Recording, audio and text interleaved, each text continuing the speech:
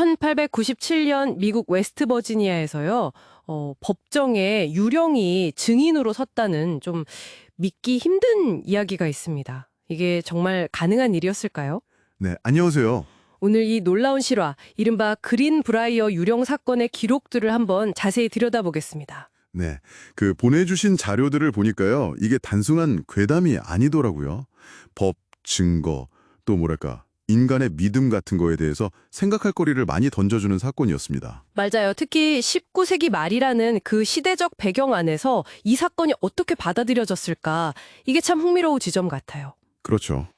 자, 사건의 시작은 엘바 조나 슈라는 젊은 여성이 결혼한 지 얼마 안 돼서 갑자기 사망하면서부터인데요. 웨스트버지니아에서 일어난 일이죠. 네. 근데 기록을 보면 남편, 트라우팅 쇼라는 사람이 아내 시신을 발견하고도 놀랄 만큼 침착했다고 해요. 그 부분이 좀 이상하죠. 네. 그리고 뭐 장례 준비하면서 고인 목 주변을 자꾸 스카프 같은 걸로 가리려고 했다는 그런 기록도 있고요. 초기 검시도 좀 제대로 안 된 것 같고요. 맞아요. 바로 그게 자료에서도 처음으로 좀 이상하다고 지적하는 부분인데요. 남편의 태도나 장례 절차에서 좀 석연찮은 점들. 물론 당시 검시 기술이나 절차가 지금 같진 않았겠지만 그래도 사인을 명확히 하려는 노력이 좀 부족해 보였다는 정황은 분명히 있어요. 네. 자칫하면 그냥 병으로 죽은 걸로 묻힐 뻔한 거죠. 그렇죠. 근데 상황이 엘바의 어머니, 메리 제인 히스터가 등장하면서 완전히 달라집니다. 어머니. 네. 자료에 따르면 이 어머니가 밤마다 딸의 유령이 나타난다고 주장하기 시작해요. 심지어 남편한테 목이 졸려서 살해당했다, 이런 구체적인 이야기를 했다는 거예요. 처음에는 주변에서 당연히 슬픔에 빠진 어머니의 망상 아니냐 이렇게 생각했겠죠. 그랬겠죠. 근데 그 자료를 좀 더 자세히 보면요. 어머니 주장이 그냥 넋두리 수준이 아니었다는 점이 중요합니다. 유령이 목뼈가 부러졌다고 말했다거나 아니면 살해될 때 상황을 아주 구체적으로 묘사했다거나 이런 기록이 남아있거든요. 그렇게 상세하게요? 네. 이 정도 구체성은 사실 단순한 슬픔이나 상상만으로는 좀 설명하기 어려운 부분이 있죠. 그래서 이게 어떻게 재수사로까지 이어진 걸까요? 어머니의 그 유령 이야기가요. 어머니가 정말 끈질겼다고 해요. 자료에도 나오지만 검사한테 직접 찾아가서 딸 유령 이야기를 하면서 재수사를 엄청 강력하게 요구했다는 거죠. 아, 검사한테 직접? 네. 결국 검사가 그 주장을 완전히 믿었다기보단 뭔가 이상하다고 생각했겠죠. 그래서 시신 발굴하고 재검시를 결정하게 됩니다. 그리고 결과는? 네. 재검시 결과가 놀라웠죠. 어머니 주장대로 엘바의 목에서 교살 흔적이 발견됐고요. 경추골절까지 확인된 겁니다. 세상에, 어머니 말이 맞았던 거네요. 그렇죠. 여기서 이제 중요한 게 어머니의 어떻게 보면 초자연적인 주장이 결국 물리적인 증거 발견으로 이어졌다는 점이에요. 만약 이 증거가 없었다면 남편 슈는 아마 기소되지 못했을 가능성이 높죠. 어떻게 보면 초현실적인 계기가 현실적인 결과를 만들어낸 거예요. 와, 정말 영화 같은 이야기인데요. 재판은 어땠나요? 당연히 엄청난 관심을 받았겠죠. 네.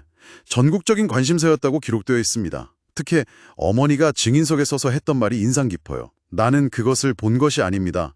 들었고 느꼈고 그녀가 내게 보여줬어요. 이런 식으로 증언했다는 기록이 있더군요. 아, 본 게 아니라 들었고 느꼈고 보여줬다. 그렇죠.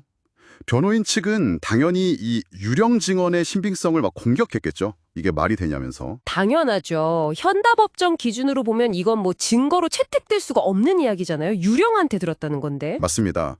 전에 들은 말, 그것도 유령한테 들었다는 건 증거 능력이 없죠. 그런데 이 자료들을 쭉 종합해보면 당시 배심원단은 어쩌면 그 증언 자체보다는 그 증언을 통해서 발견된 명백한 물리적 증거, 그러니까 목의 흔적이나 골절 같은 거요. 그리고 어머니의 그 흔들림 없는 확신, 여기에 더 주목했을 가능성이 높아 보입니다. 아, 그러니까 유령 이야기가 직접적인 증거는 아니었을지 몰라도 사건의 진실을 밝히는데 아주 결정적인 역할을 한 셈이네요. 그렇죠. 어떤 계기를 제공한 거죠. 결국 배심원단은 남편 트라우팅 슈에게 유죄 판결을 내렸고요. 네. 유령의 증언이 어떻게 보면 살인자를 법정에 세운 미국 법정 역사상 정말 유일무이한 사례로 기록된 순간입니다. 이게 그냥 떠도는 이야기가 아니라 실제 판례로 남아있고 관련 기록들이 웨스트버지니아 박물관에 보존되어 있다는 사실도 참 놀랍습니다. 네.